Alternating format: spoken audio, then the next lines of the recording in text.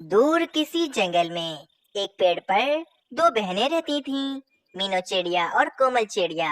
मीनू चिड़िया तो बहुत ज्यादा ही मेहनती थी। वे भोजन जमा करती और सारा काम भी वही करती थी, जबकि उसकी दूसरी बहन कोमल चिड़िया तो बस पूरा दिन अपने घोंसले में आराम ही करती रहती और हर समय कोई ना कोई भोजन खाती रहती, जिस कारण कोमल चिड़िया बहुत ज्यादा ही मोटी हो चुकी थी और वे अपने घोंसले में हर समय पड़ी रहती थी। कोमल चिड़िया, तुम हर समय अपने घोंसले में ही आराम करती रहती हो और दिन भर में मैं कितना सारा भोजन जमा कर लाती हूँ। वे सारा भोजन तुम अकेले ही खा जाती हो। देखो देखो, तुम कितनी ज्यादा मोटी हो चुकी हो।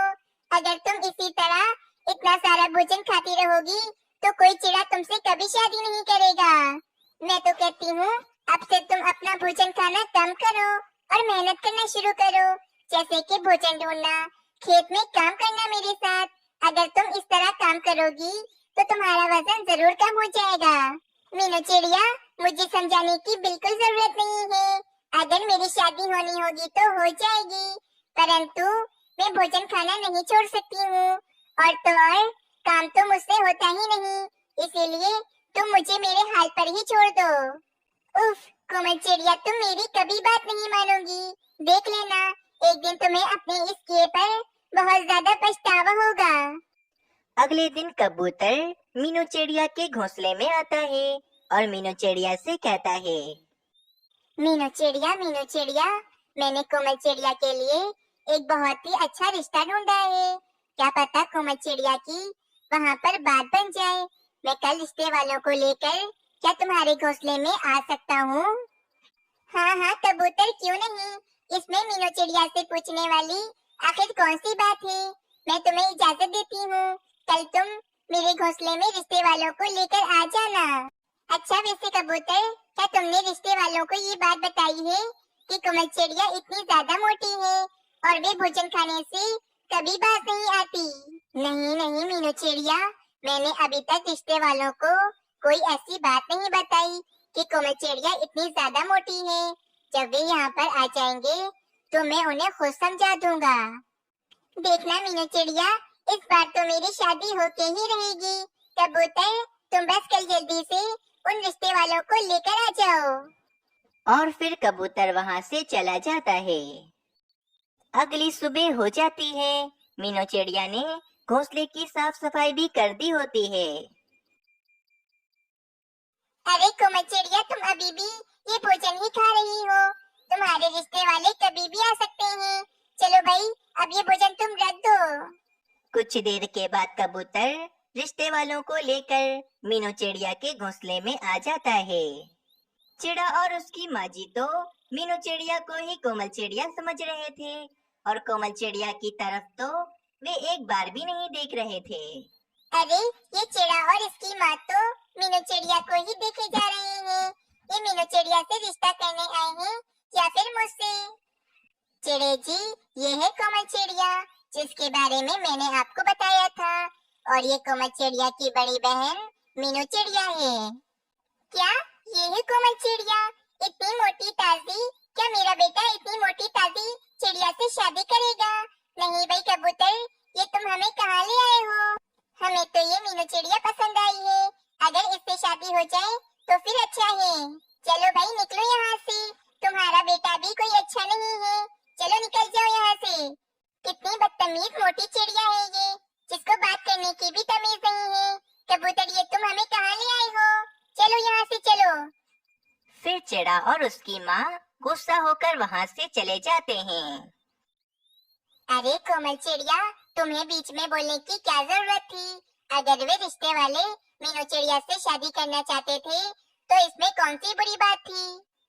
कोमल चिड़िया, तुम्हारी शादी तो कभी होगी ही नहीं। कबूतर, तुम कल फिर से इन रिश्ते वालों को लेकर आना मेरे पास। मैं इन्हें समझाऊंगी। ठीक है मीनू चिड़िया, मैं कल रिश्ते वालों को दोबारा लेकर आऊंगा और उनसे कहूंगा कि मीनू चिड़िया उनके बेटे से शादी करने के लिए तैयार है। परंतु अगर कल कोमल चिड़िया ने दोबारा कुछ बुरा भला कहा तो वे रिश्ते वाले फिर कभी वापस नहीं आएंगे। नहीं नहीं कबूतर, कल ऐसा कुछ भी नहीं होगा। अगर कल कोमल चिड़िया ने कुछ भी बोला तो मैं उसे अपने घोंसले से निकाल दूंगी। ये बात सुनकर कोमल चिड़िया बहुत ज्यादा डर जाती है और सोचने लगती है। अगर मीनू चिड़िया ने मुझे अपने घोंसले से निकाल दिया तो मैं अपने इतने मोटे ताजे शरीर को लेकर कहाँ कहाँ घूमूंगी। मुझे तो कोई पक्षी अपने घर में जगह भी नहीं देगा। अगली सुबह हो जाती है। कबूतर जैसे कैसे रिश्ते वालों को दोबारा से मीनू चिड़िया के घोंसले में लेकर आता है। आंटी जी, मैं आपसे कल के लिए माफी मांगती हूँ। मेरी ये मोटी बहन तो कभी भी कुछ भी बोल जाती है। क्या आप अपने बेटे की शादी कोमल चिड़िया से करवाना चाहते हैं क्या? नहीं नहीं मीनू चिड़िया, मैं अपने बेटे की शादी इतनी मोटी ताजी चिड़िया से नहीं करूँगी। बल्कि मुझे तो तुम बहुत पसंद हो। क्या तुम मेरे बेटे से शादी करोगी? अगर मैंने अभी शादी कर ली तो कोमल चिड़िया का ध्यान कौन रखेगा? ये तो एक कदम चलकर पानी भी खुद नहीं पीती है। अरे मीनू चिड़िया, तुम जल्दी से हाँ बोल दो। ये रिश्ते वाले बहुत ही अच्छे घर से हैं। ठीक है आंटी जी, मैं आपके चिड़े से शादी करने के लिए तैयार हूँ, परंतु मुझे 1 महीने का समय चाहिए। ठीक है मीनू चिड़िया, मैं तुम्हें 1 महीने का समय दे देता हूँ। 1 महीने के बाद हम दोनों शादी कर लेंगे। चले फिर हम चलते हैं अब। 1 महीने के बाद ही आएंगे अब हम। ये कहकर चिड़ा और उसकी माँ वहाँ से चले जाते हैं। मीनू चिड़िया, तुमने शादी करने के लिए 1 महीने का समय क्यों ले लिया? कल परसों शादी करके तुम अपने घर की हो जाती तो ये तो बहुत अच्छा था ना।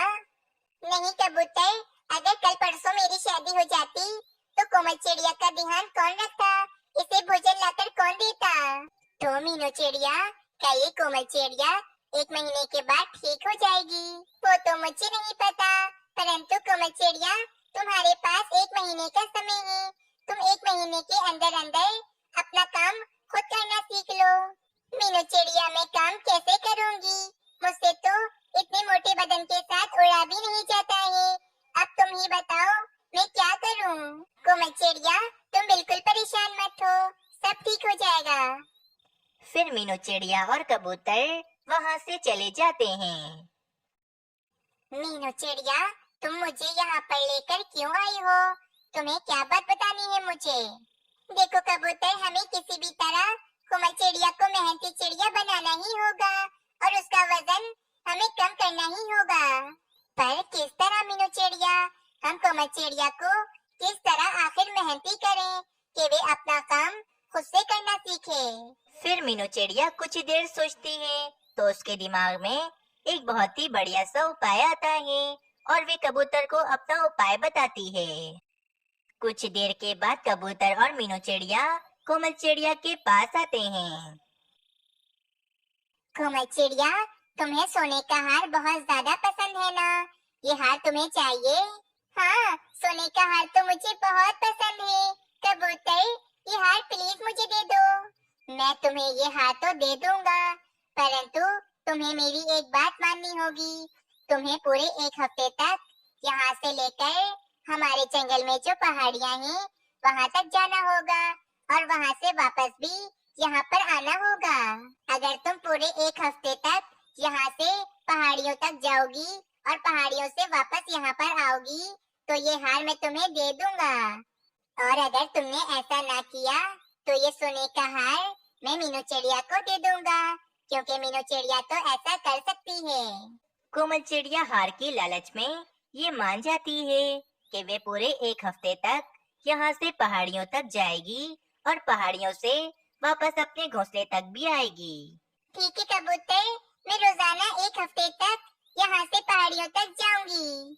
ये कहकर कोमल चिड़िया अपने भारी बदन को लेकर पहाड़ियों की तरफ निकल जाती है। कोमल चिड़िया आज काफी सालों के बाद उड़ रही थी, इसी कारण उसे बिल्कुल भी उड़ा नहीं जा रहा था और ऊपर से कोमल चिड़िया का वजन भी बहुत ज्यादा बड़ा हुआ था। मीनू चिड़िया और कबूतर भी कोमल चिड़िया के पीछे पीछे जा रहे थे और उस पर नजर रख रहे थे। काफी देर के बाद कोमल चिड़िया जैसे कैसे पहाड़ियों तक आ जाती है और वहाँ पर आकर बैठ जाती है। मीनू चिड़िया और कबूतर छुपके से ये सब कुछ देख रहे होते हैं और काफी ज्यादा खुश हो रहे होते हैं। मीनू चिड़िया, अब कोमल चिड़िया का वजन तुम्हारी तरह कम हो जाएगा और कोमल चिड़िया अपने काम खुद से करेगी। चलो भाई, अब मुझे दोबारा यहाँ से अपने घोंसले भी तो जाना है। कबूतर और मीनू चिड़िया मेरा इंतजार कर रहे होंगे। कोमल चिड़िया दोबारा से अपने भारी बदन को लेकर अपने घोंसले की तरफ चली जाती है। इस तरह अगली सुबह भी कोमल चिड़िया पहाड़ों की तरफ निकल जाती है। बस अब पूरा एक हफ्ता गुजर जाता है। कोमल चिड़िया का वजन बहुत ज्यादा ही कम हो गया था और वे बहुत ज्यादा ही फुर्तीली हो गई थी। कोमल चिड़िया, ये लो तुम्हारा हार। तुमने पूरे हफ्ते मेहनत की है। कोमल चिड़िया, अब मैं आराम से शादी करके अपने घर को जा सकती हूँ और अब तुम अपना भोजन और अपने सारे काम खुद से कर सकती हो। मीनू चिड़िया, तुम्हारा बहुत बहुत शुक्रिया कि तुमने मेरे बारे में इतना सोचा और मुझे इतना ज्यादा पतला कर दिया। कुछ दिनों के बाद मीनू चिड़िया की शादी उस चिड़े से हो जाती है और मीनू चिड़िया अपने घर में आ जाती है। कोमल चिड़िया, मेरे पास तुम्हारे लिए एक बहुत ही अच्छा रिश्ता है। मैं तुम्हारी शादी भी जल्द ही उस चिड़े से करा दूंगा। इस तरह सब कुछ ठीक हो जाता है। कोमल चिड़िया का वजन भी कम हो जाता है और वे अपने सारे काम अब से खुद करने लगती है। इस कहानी से हमें ये सीख मिलती है कि हमें कभी भी काम चोरी नहीं दिखानी चाहिए, क्योंकि मेहनत में ही कामयाबी है। जादुई तितली और टुनी चिड़िया। किसी गांव में गोलू, कालू और टिंकू नाम के 3 चिड़े रहते थे। उनकी एक बहन भी थी जिसका नाम था टुनी चिड़िया। टुनी चिड़िया तीनों भाइयों में सबसे छोटी बहन थी और उनके माँ और पिताजी का 4 साल पहले ही देहांत हो गया था, जिसकी वजह से टुनी चिड़िया अपने तीनों भाइयों के साथ रहा करती थी। पर उसके तीनों भाई उससे बहुत लगाव नहीं रखते थे। वो उससे बहुत काम करवाते और उसे बहुत मारा और पीटा भी करते थे। एक दिन, हे भगवान, मैंने ऐसे क्या पाप किए थे कि मेरे अपने भाइयों को ही मेरी बिल्कुल परवाह नहीं है और वे मेरे साथ गैरों जैसा व्यवहार करते हैं। हे भगवान, तूने ये मेरे साथ ऐसा क्यों किया? मेरे माँ बाप मुझसे क्यों छीन लिए भगवान? ऐसे बोलते हुए टुनी चिड़िया बहुत रोती है और अपने माँ बाप को याद करती है कि तभी उसका भाई गोलू वहाँ आ जाता है और उसे कहता है, अरे कहाँ मर गई? बाहर आ, काम धाम तो तुझसे कुछ होता नहीं है, बस महारानी की तरह घर में आराम करती रहेगी। भैया, मैं तो काम ही कर रही थी। अच्छा, तो अब तू मुझे सिखाएगी? मैं सब जानता हूँ कि तू घर में बस महारानी की तरह आराम फरमाती है। आने दे भाई को, आज वो ही तुझे बताएंगे। माँ बाप तो चले गए पर तुझे हमारे सिर पर छोड़ गए बोझ बढ़ाने के लिए। भैया, मैं कहाँ आपसे जुबान लड़ा रही हूँ, मैं तो बस आपको बता ही रही हूँ। तभी टिंकू और कालू चिड़े, वो दोनों भी वहाँ आ जाते हैं और टुनी को बहुत डांटने लगते हैं। भैया, आजकल इसकी जुबान जरूरत से ज्यादा ही चल रही है। हाँ, हमने इसे कभी कुछ बोला नहीं ना, इसीलिए आज ये हमारे सिर पर चढ़कर नाच रही है। मैं तो पहले ही कहता था, जब तक हम इसे डंडे से नहीं समझाएंगे तब तक इसे समझ आने वाला नहीं है। हाँ, हमने सोचा हमारी बहन है इसीलिए तुझे कभी मारा नहीं और आज तू हमारे ही सिर पे चढ़ गई है। ठीक है भैया, अगर मैं आपके ऊपर बोझ हूँ तो आप मुझे घर से निकाल क्यों नहीं देते? कम से कम इस रोज रोज की चिक चिक से छुटकारा तो मिल जाएगा। अच्छा, ऐसी बात है तो निकल जा हमारे घर से अभी के अभी। और वो सब टुनी चिड़िया को घर से निकाल देते हैं। टुनी चिड़िया वहां से निकलकर जंगल में एक पेड़ के ऊपर बैठकर अपनी किस्मत पर बहुत रो रही थी। इतनी देर में टुनी को एक आवाज सुनाई देती है, बचाओ बचाओ, कोई तो बचाओ, मुझे इससे बाहर निकालो, मदद करो, कोई तो मदद करो मेरी। ये सुनकर टुनी चिड़िया वहाँ देखने लगती है कुछ देर तक तो वो अपने आसपास भी उस आवाज को ढूंढने की कोशिश करती है कि तभी उसकी नजर सामने वाले पेड़ पर लगे जाले पर जा लगती है। वहां एक तितली मकड़ी के जाले में फंसी हुई थी और अपनी जान बचाने के लिए उस जाले से बाहर निकलने की कोशिश कर रही थी। मदद के लिए आवाज भी लगा रही थी। तभी टुनी चिड़िया उस तितली के पास जाती है। अरे तितली बहन, तुम यहाँ कैसे फंस गई? क्या बताऊं बहन, एक बाज मेरी जान के पीछे पड़ा था। मैं उससे बचने के लिए यहाँ आई और मैं फंस गई। बहन कोई बात नहीं, तुम रोना बंद करो, मैं तुम्हें अभी इस जाले से बाहर निकालती हूँ। हाँ हाँ जल्दी करो बहन, मुझे बहुत घुटन सी महसूस हो रही है। अब यहाँ पर और नहीं रहा जाता। ये लो बहन। और टुनी चिड़िया ने उस तितली को जाले से बाहर निकाल दिया और तितली की जान बचा ली। चिड़िया बहन, मैं तुम्हारा ये एहसान कैसे उतारूं? तुमने मेरी जान बचाई है। तुम तो मेरे लिए एक फरिश्ता बन के आई हो। अरे इसमें एहसान कैसा, हम सब पक्षियों को एक दूसरे की मदद करनी चाहिए। जब मैं उस बाज से बचकर भाग रही थी ना, तो मैंने तुम्हें रोते हुए देखा था। तुम बहुत परेशान लग रही थी। क्या बात है बहन, क्या तुम मुझे बता सकती हो? क्या बताऊं बहन, मैं जब छोटी थी तभी मेरी माँ और मेरे पिताजी का देहांत हो गया था और उसके बाद मेरे भाई लोगों ने मुझे पाला। वो लोग हमेशा नशे में रहते थे और मुझे मारते थे, मुझसे घर का सारा काम करवाते और खाने को भी कभी कुछ नहीं देते थे। पर अब मैं तंग आ गई हूँ। आज तो इन लोगों ने हद ही पार कर दी, मुझे घर से धक्के मार कर बाहर निकाल दिया। बहन तुम रो मत, तुमने मेरी जान बचाई है, इसीलिए मैं तुम्हारी मदद करना चाहती हूँ। इतना बोलकर वो तितली परी का रूप ले लेती है और जब टुनी चिड़िया ये देखती है तो वो हैरान रह जाती है और थोड़ा डर जाती है। डरो मत बहन, मैं तुम्हें कुछ नहीं करूंगी। मैं एक जादुई परी हूँ। तुमने मेरी जान बचाई है, इसलिए मैं तुम्हारी मदद करना चाहती हूँ। टुनी चिड़िया, मैं तुम्हें अपनी तरफ से कुछ देना चाहती हूँ। ये लो जादुई अंगूठी, तुम जो कुछ भी अंगूठी से मांगोगी तुम्हें वो मिल जाएगा। और इतना बोलकर वो परी अपने जादू से वापस तितली का रूप ले लेती है और वहां से चली जाती है। रात हो जाती है। टुनी चिड़िया को बहुत तेज भूख भी लगाती है और ठंड भी लग रही होती है। टुनी चिड़िया को परी की दी हुई अंगूठी याद आ जाती है और वो उसे रगड़ कर बोलती है, मुझे बहुत भूख लगी है, मुझे खाना चाहिए। इतना बोलते ही खाना अपने आप टुनी चिड़िया के पास आ जाता है। अरे वाह! और फिर वो उस अंगूठी से दोबारा कहती है, मुझे बहुत ठंड लग रही है, क्या तुम मेरे लिए एक घर भी बना दोगे? इतना बोलते ही वहाँ एक घर भी बन जाता है और टुनी चिड़िया उस घर के अंदर चली जाती है।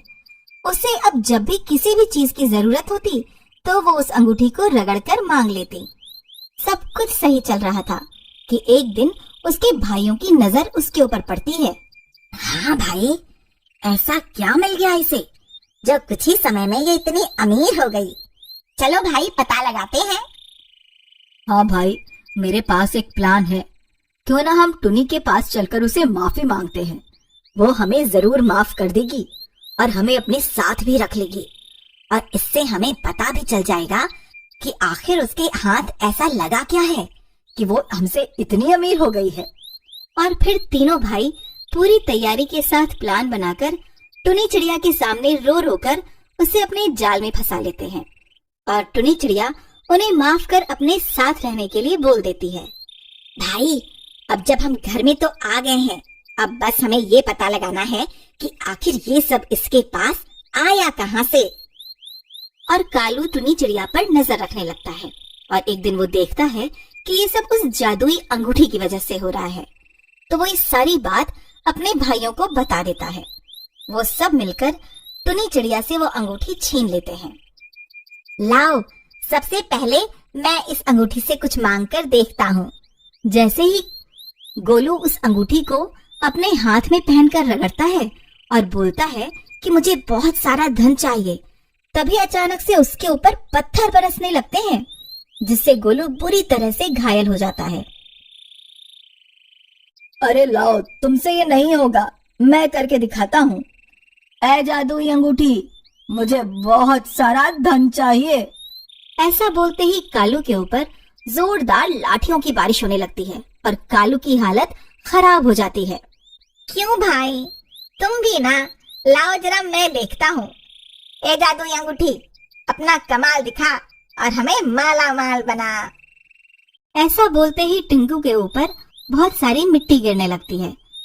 इससे उन तीनों को बहुत गुस्सा आता है और वो उस अंगूठी को तोड़ने की कोशिश करते हैं। तभी वो परी वहां आ जाती है और उनसे कहती है, तुम्हारा मन मैला है और वो लालच और बुराई से भरा हुआ है, इसीलिए तुम इस अंगूठी से अपना भला कभी भी नहीं कर पाओगे। तुम्हारी बहन एक अच्छी और नेक दिल वाली चिड़िया है, इसीलिए मैंने ये जादुई अंगूठी इसे दी थी, इसकी भलाई के लिए। तुम कितना भी कुछ भी क्यों न मांग लो, ये अंगूठी तुम्हें कुछ भी नहीं देगी। इसके बाद टुनी चिड़िया खुशी खुशी रहने लगती है। उसे अब और किसी चीज की जरूरत होती है तो वो उस जादुई अंगूठी से मांग लिया करती है।